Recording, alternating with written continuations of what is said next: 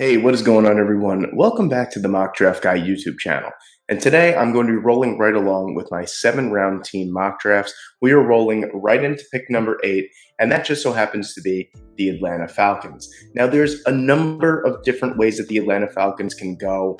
Right off the bat, if you're looking for a quarterback at this first pick, I'm just going to have to tell you straight on, do not expect one here. I am not drafting a quarterback here. I don't really think Atlanta is looking to draft a quarterback in the first round. I think they have a lot of different needs. Ritter was okay in the games that he played.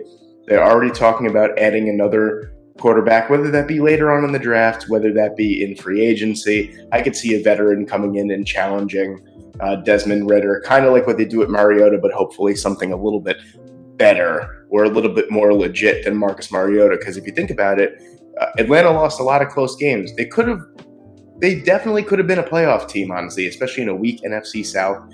So I think if they just make a few minor adjustments, it might just be Carolina and Atlanta duking it out for that division over the next couple of years. So, they got to nail it from the beginning. And right here with pick number 8, I'm rolling right into it. Defensive line is a humongous need for the Atlanta Falcons. But I will say this, I am not the biggest fan of Brian Bresee. I don't think he should be picked this high. I think he's more of a back end of the first round pick. And if you guys don't know, I don't double draft guys. So I've already drafted the likes of Jalen Carter, Will Anderson, Myles Murphy, Tyree Wilson.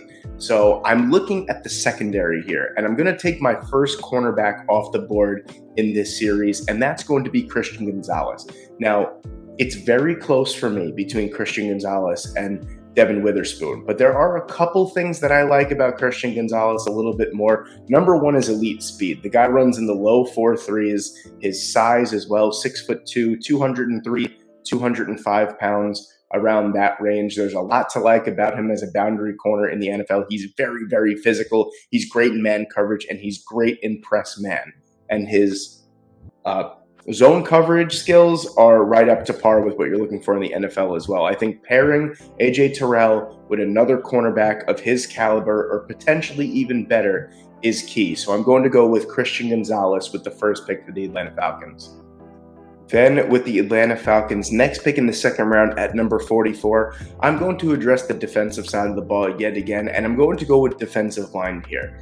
Now, there were a couple prospects that I really, really liked that I went over a couple of times, but I finally settled on one that I think would be perfect for what the Atlanta Falcons are trying to do. They're trying to generate pressure.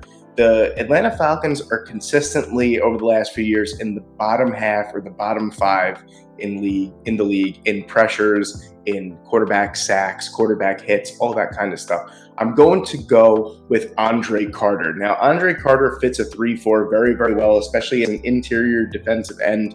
He's 6'7", 260 pounds. He's brute strength. He's a year removed from 15.5 sacks for this Army defense. I know he had a real letdown of a year this year. I believe he had 5.5 sacks, but when you put the college football scene on notice with 15.5 sacks, you're going to be facing double teams.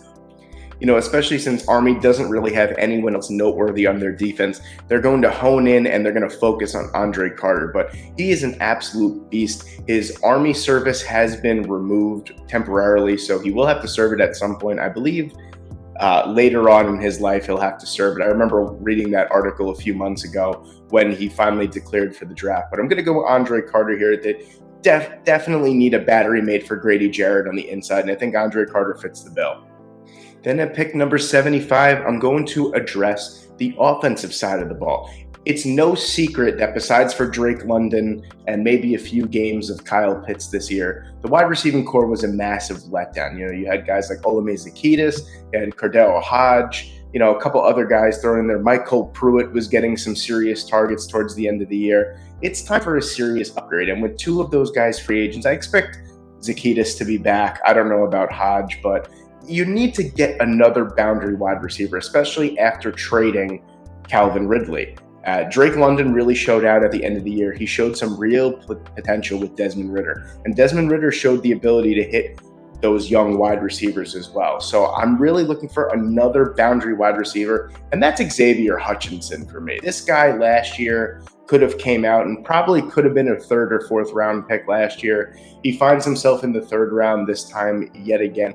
He's fresh off of over 1,000 yards. He was clearly the #1 option at Iowa State, a big receiver, big boundary guy as well. I believe 6'3", 205 pounds. So someone that could really stretch the field on that side as well. I think it would be a great fit, especially for this Atlanta Falcons team that's starving for some star power on the outside. Then at pick number 110, I'm going to stay on the offensive side of the ball, and I'm going to look towards the offensive line here. There's a lot to like in terms of the tackle prospects that are still left on the board. One guy I'm looking at particularly is Zion Nelson.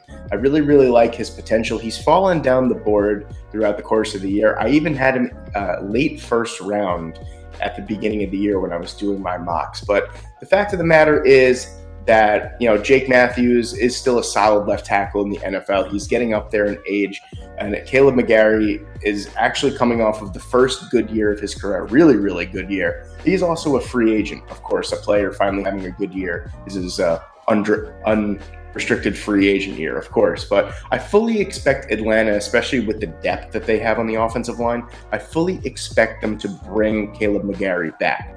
But they're in some desperate need of some offensive line depth in general, whether it be the tackle position, where they definitely need some depth there, whether it be the guard position. They really, really do need some depth. And I think Zion Nelson is a very, very interesting case.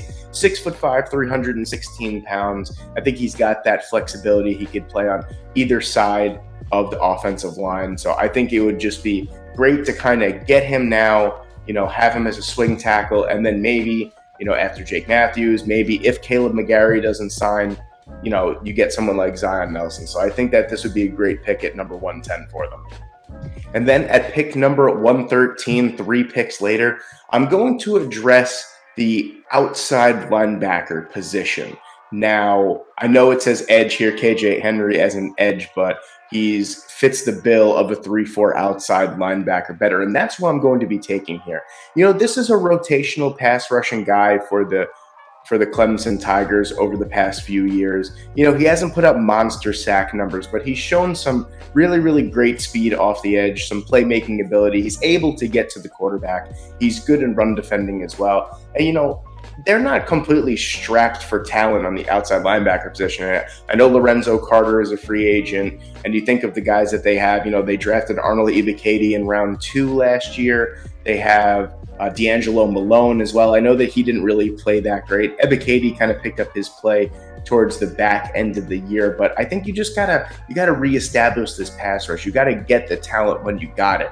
And KJ Henry is a perfect guy that could slot in on either side of the formation. He could be a rotational pass rushing guy for you. He's got some real three down appeal as well. I like him here at pick number 113. Then at pick number 161 for the Falcons, now I'm going to address more of the interior of the linebacking core, the inside linebackers here. And I'm going to go with Ivan Pace Jr. out of Cincinnati. If you guys haven't seen this guy's stats this year, it is something straight up out of a video game. He had 131 tackles. He had 10 sacks, 6 foot. I think he's 6 foot or 6'1", like 235 pounds on the interior. It's an interesting case because this is the only year of college football he played. So, if this was like his 3rd or 4th year, I could easily see him being in like the 2nd or 3rd round. But since he doesn't have that much play experience underneath him, he's a little bit more of a project. But with Rashad Evans being a free agent and the inside linebackers not really producing too much, I really like Troy Anderson. I got to say that was a very underrated pick from last year. I think you continue to build on that. You continue to get younger and you get playmakers. That's a monster season. 131 tackles, 10 sacks. I know that he was involved in the passing game as well. He had a couple interceptions. Well, he was a beast this past year. So I like him here at this point in the 5th round. This is where you go out and you make those risky picks that could turn into gems later on. Then with the Falcons' next pick in the 7th round at 226, I'm going to address the safety position here. I know they got a couple free agents here, and they weren't super productive this year. Besides for Richie Grant, I know that the safety position wasn't that great for them. I love Quindell Johnson here. This is a guy that's coming off of an incredibly productive college football career. This past year, 4 interceptions, 2 forced fumbles, 2 sacks, 52 tackles, 4 pass deflections. He has 10 career interceptions for Memphis. I think this would be a really, really great late round steal for the Atlanta Falcons. And then with the Atlanta Falcons' last pick at pick 247, I'm going to do it. I know you see his name there. I know that he's been in the headlines for all the wrong reasons lately. And I don't really like him either, to be honest with you. I don't think he offers anything at the NFL level from the quarterback position. But it just makes too much sense. Close to the last pick in the entire draft, coming from Georgia. I'm going to rock with Stetson Bennett here for this last pick. And there's really no good reason why. You guys might think that I'm wasting this last pick. And to be honest with you, I kind of am. But I'm going to rock with Stetson Bennett here. I just think it makes too much sense if he's still on the board at this point. And ladies and gentlemen, there you have it. There is my full 7-round 2023 Atlanta Falcons mock draft. Let me know what you guys think in the comment section below. Please like the video, please comment, and please subscribe to the channel if you haven't already. We are blowing up this draft season. Thank you guys so much for watching this video today. I hope you have a great day, and I'll see you in the next one.